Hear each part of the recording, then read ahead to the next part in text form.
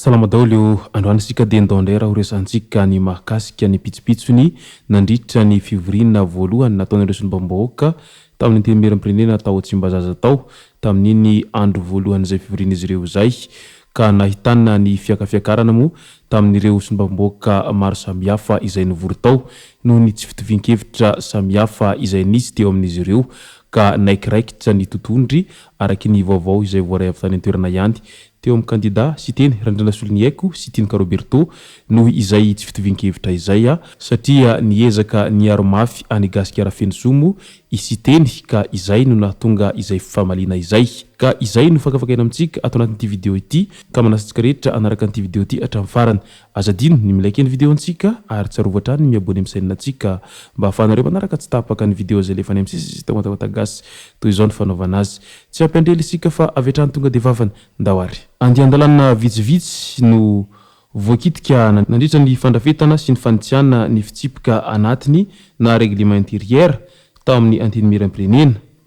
isan'ny nasiana fanitsiana ny andininy faharoa mikasika ny fampitombonana isa ireo solombavam-bahoaka ho 320 ao amin'ny andininy faharoa voakitika ihany koa ny andininy 420 izay tsy maintsy solombavam-bahoaka no mipetraka eo amin'ny filoha lefitry ny antenimieram-pirenena fahafito izay avy amin'ny fanoherana nolan'iny solombavam-bahoaka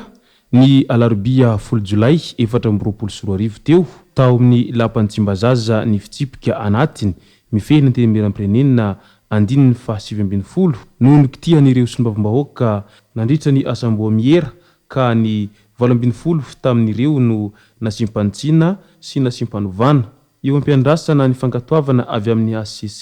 ireo fantsina sy fanovana nentina tamin'ny fitsipika anatin'ireo ny solombavam-bahoaka mba hahafahan'izy ireo miroso amin'ny fifidianana ny filoha sy ireo mpikambana ao amin'ny biro maharitra ary ny amin'ny fananganana ireo voamiera maharitra izany raha idirana amin'ny antsipriany ny fanovana hita amin'ireo fitsipika anatin'ireo toa ahitana taratra ny baiko midina sy ny fanerena ankolaka ary fanarahamaso ireo député ao Tsimbazaza ao mora kokoa ny fampandaninana izany satria maronisa ny député miaradia amin'ny fitondrana ny tondrana fanovana ihany koa ny mahakasika ny voamiera maharitra ary koa ny andininy faha 170 izay araky ny voalaza ny tatitsy ny asamboamiera fa noho ny fahitana fanomezana alalana hifidy na délégation des votes maro dia maro nandritra ilay fitsipaham-pitokisana na motion de censure farany teo kanefa tsy nahitana profo ny fahamarinany ilay fanomezana alalana hifidy na délégation des votes ka mety ho hosoka izany ankoatra ny fifamalina ny afara tamin'ny fifampiantsona totondry nisy teo amin'ny député Tiny Karoberto sy isiteny Randrinasolo ny Haiko tokony tamin'ny sivora alina teo eo tamin'iny alarobia 10 Jolay iny dia nizotra tsara ny fivoriana nafampana ny fivoriana notrony ny député nandritra ny fandrafetana sy fanitsiana ny fitsipika anatiny izay règlement intérieur tamin'ny antenimieram-pirenena zay ny alarobia 10 Jolay teo saika raikitra tokoa ny totondry teo amin'ny député Tiny Karoberto sy député sy teny Randrinasolo ny Haiko izay voafidy tao amin'ny district antolera voalohany moa iretsy roa lahy iretsy tsy ahivina fa anisan'ny nitarika fivoriana mandrapitsangana ny biro maharitra ny député Gasikara Fensomo amin'ny maha député Zandrolinazy nanisy fanamarihana mahakasika ny fitarihany fivoriana ny député Tiny Karoberto tokony tamin'ny sivora alina mahery teo ka izay no niandohany famalina saiky ny afara tamin'ny totondry sodia heverinareo any amin'ny fandaharana na invité du jour nareo any ity antenimieram-pirenena ity ka mahatonga anao mijorojoro io mipetraha ianao ho Tiny Karoberto tamin'ny Gasikara Fensomo avy hatrany dia nandray fitenenana ny député siteny Randrinasolo ny Haiko tohizo ihany zandre ho ity farany izay no niandohan'ny famalina ary ny afara tamin'ny fampiatsoana totondry mihitsy soa ihany fa nisy nitazona izy roa lahy ka nitohy ny fivoriana tsapa ny sombavim-bahoaka fa misy lonilony mafy amin'ny reto député roa lahy samby voafidy tao toliara voalohany reto tsy ahivina fa resy ny kandida siteny randrana solony haiko lavitra ny kandida Tinika Roberto tamin'ny fifidianana farany teo iny na dia teo aza moa izay famalina izay nisy tamin'ireo kandida roa lahy ireo ny fanorika ihany izy roa lahy ireto sy ny farany izany hoe ireo député izay samby voafidy tao amin'ny distrikta toliara voalohany talohany nanatanterahana ny fifidianana ho filohalefitra sy ireo bureau maharitra tao amin'ny antenimieram-pirenena izay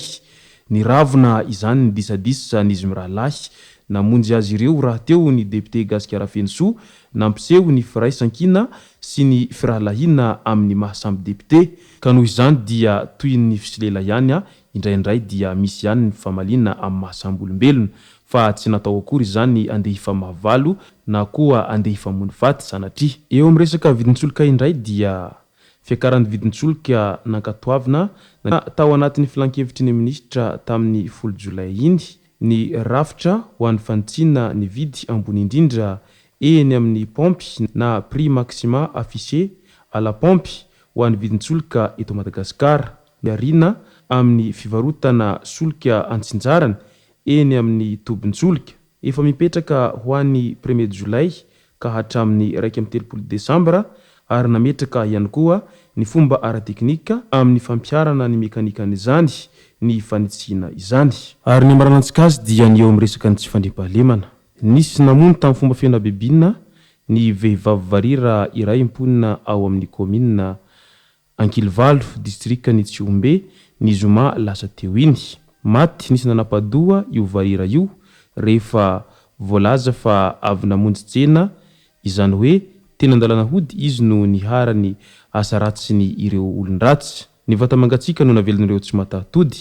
ny lohany kosa no entin'izy ireo tovavy sahabo ny 420 taona ity niharany famonona ity raha ny fanazavana voaray hatrany ankoatr'izay dia nisy vehivavy sahabo ny 520 taona ihany koa no nisy namono maty no tapahan'olona ny loha ny aliny alahady foha alatsinainy tokony ho misasaky ny alina novonona tao an-trano fonena ny tao ampihamy Ankaranabo fokotany Tsiombe centre komina ambonivohitry ny Beroy Sud distrikta ny Ampaniandrefana dahalo roa lahy no nanafika tao amin'ny tokantranony somary mitokamonina moa ny tanàna ilay vehivavy varira sy ny vadiny ihany moa no mipetraka tao tamin'izany ireto olon-dratsy no namono ilay varira ary naratra voatsatoka tamin'ny antso kosa ny vadiny ahina ho misy fandraisany amin'ny karera volamena tsy nahitana vokatra firy tatoato izao vonolona varira izao mandeha moa ny fikarohana ka andrasana izay mety ho vokany hoy ny fanazavana avy amin'ny loharanom-baovao avy any antoerana mikasika ilay raha famonona varira tao amin'ny distrikta Tsiombe dia olona 5 no efa voasambitry ny zandary lehilahy iray no tratra voalohany tao Tsivorokely rehefa natao ny fanarahandia io indray no nanoro ny namany 3 lahy ary rehefa no savaina ireto farany dia mbola natratrarana vola 2,305 hetsy sy 870 tapitrisa ariary izay tsy fantatra mazava ny fiaviana arak'izany dia mitohy hatrany ny fikarohana sy ny fanarahandia ny sasany izay moa no masaka azona roso tao anatin'ity video ity tomboko lasy tomboko vavy misaotra antsika rehetra nanaraka an'ity video ity hatramin'ny farany azadino ny milaiky ny video antsika ary tsarovatra ny miabony amin'ny chaîne antsika mba ahafahanareo manaraka tsy tahapaka ny video zay lefa any amin'ny sesy sy tamatawata gasy tomboko lasy tomboko vavy mankasitraka dia mirary soa